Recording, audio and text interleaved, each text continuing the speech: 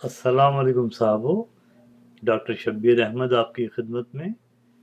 आज 27 सितंबर 2010 है और हाल ही में अमेरिका ने 59 ईयर्स 59 साल पुरानी अपनी डॉक्यूमेंट्स डीक्लासिफाई किए हैं।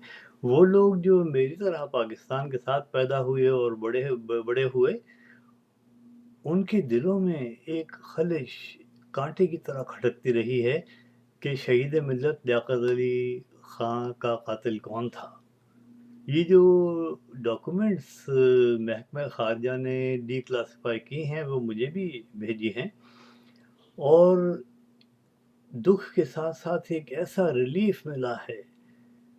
यूँ समझिए कि पाकिस्तानियों की ज़िंदगी अंगारों पे लौटते गुजरी है कि आखिर ये 16 अक्टूबर 1951 को कंपनी बाग रावलपिंडी में हुआ क्या था। पाकिस्तान के मकबूल तरीन मुहिब वतन वज़ीर आज़म को शहीद कर दिया गया, और नाम आते रहे लोगों के मुख्तलिफ। कोई कहता है ग़ुलाम मोहम्मद गवर्नर जनरल जो थे उन्होंने कत्ल कराया, किसी ने मुश्ताक अहमद गुरवानी का नाम लिया, किसी ने कुछ कमीशन बैठते रहे, कमेटियां बैठती रहीं। फिर मारीपुर में सुना हमने कि पाक फ़ौज के काबिल तरीन जर्नैल उस उक़दा की कुशाई, उस साजिश की जो तहलील थी, हल था, वो लेके कराची जा रहे थे तो उनका तैयारा मारीपुर में गिर गया। उससे पहले एतजाज़ अहमद साहब शायद, जो मुल्क के सबसे बड़े इंटेलिजेंस ऑफिसर थे, उनका हवाई जहाज़ भी जंगशाही के करीब शायद गिर गया था। तो हमेशा ये रहा कि शहीद मिल्लत का कातिल कौन है, उलझाव रहा, और ये उलझाव दिलों में रहा, ज़हनों में रहा, हमें बहुत परेशान करता रहा।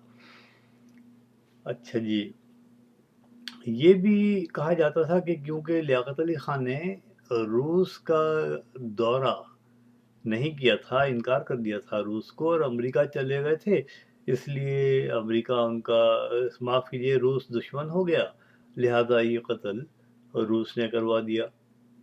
जितने मुंह उतनी बातें, लेकिन कोई सबूत किसी के पास नहीं। ये जो डीक्लासिफाइड डॉक्यूमेंट्स हैं, ये मैं आपकी खिदमत में उनका खुलासा पेश करता हूँ, आप हैरान हो जाएंगे, और मुमकिन है कि आप शुक्रिया अदा करें मेरा कि आपके दिल से भी वो फांस निकली हो जो 59 बरस से हम लिए फिर रहे थे। तो वजारत खारजा अमेरिका की डॉक्यूमेंट जो कहती है वो ये है कि अमेरिका ईरान के तेल के चश्मों पे नज़र रखता था। वो जानता था कि ईरान की और पाकिस्तान की दोस्ती बहुत ज़बरदस्त है, और उन दिनों यानी 1950-51 के दौर में अफ़गानिस्तान पाकिस्तान का दुश्मन था। वाहिद मुल्क था जिसने पाकिस्तान को तस्लीम ही नहीं किया था। तो इस सूरत हाल में जब अमेरिका से जो हैरी ट्रूमन सदर थे उस वक्त, उन्होंने लियाकत अली खान से फरमाइश की कि अपने करीबी दोस्तों ईरानियों से कह के तेल के चश्मों का ठेका और मैनेजमेंट अमेरिका को दिलवा दें, बजाय किसी और यूरोपीय मुल्क को दिलवाएं। तो लियाकत अली खान ने ये फरमाया कि मैं ईरान से अपनी दोस्ती का नाजायज़ फ़ायदा नहीं उठाना चाहता कि उनके दाखिली मामलात में मदाखलत करूं।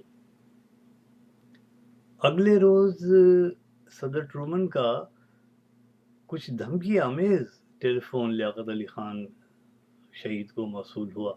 उन्होंने जवाब में कहा, लियाकत अली ने कहा कि मैं ना काबिल ख़रीद हूँ और ना किसी की धमकी में आने वाला हूँ।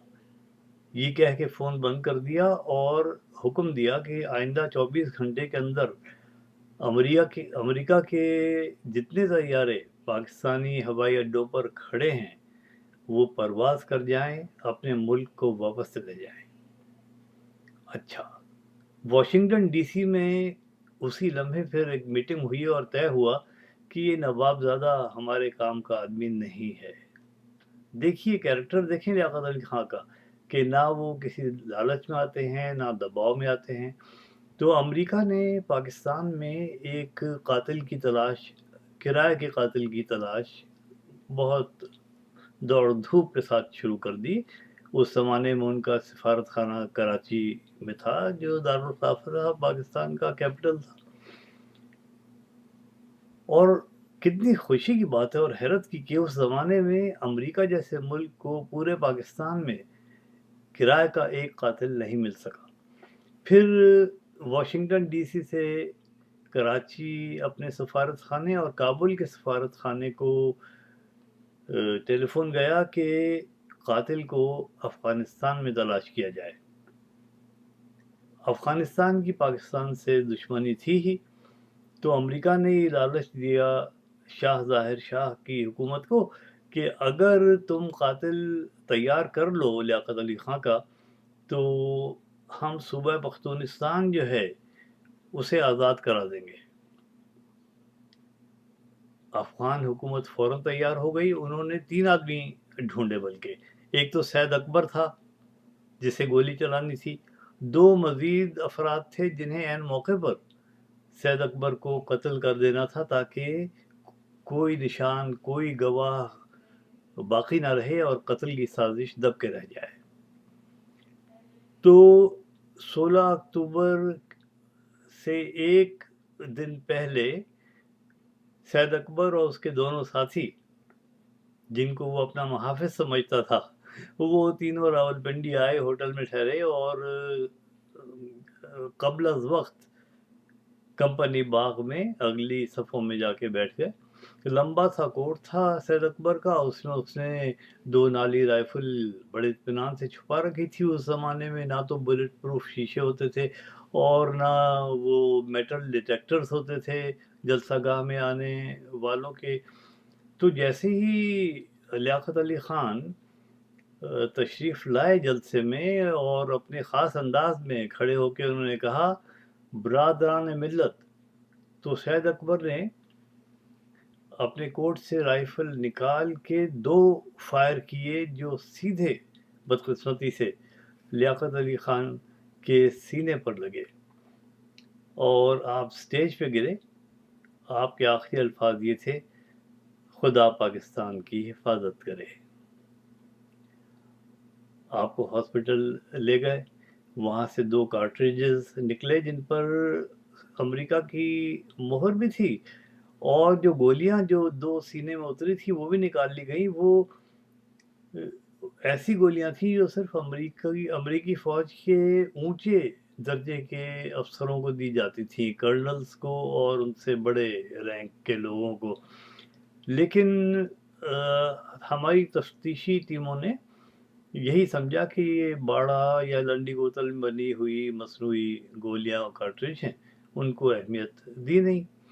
ادھر کیا ہوا کہ کمپنی باغ میں جس وقت یہ شوٹنگ ہوئی ہے، تو وہ دونوں جو محافظ بھیجے تھے سید اکبر کے افغانستان والوں نے، انہوں نے فوری طور سے سید اکبر کو قتل کیا، لیکن مشتعل ہجوم نے محافظوں کو بھی دونوں کو اور سید اکبر کو بھی پیروں تلے ایسا روندا کہ ہمیشہ کے لیے وہ سازش چھپ کر رہ گئی۔ اور اب ڈی کلاسیفائیڈ ڈاکومنٹس جو ہیں انہوں نے اس معاملے کو صاف کیا ہے کہ دیکھا جو تیر کھا کے کمی گاہ کی طرف، اپنے ہی دوستوں سے ملاقات ہو گئی۔ دوسرا شعر جو یاد آتا ہے، تیرے خاک و خون سے میں نے یہ جہاں کیا ہے پیدا، صلائے شہید کیا ہے تب و تاب جاودانہ۔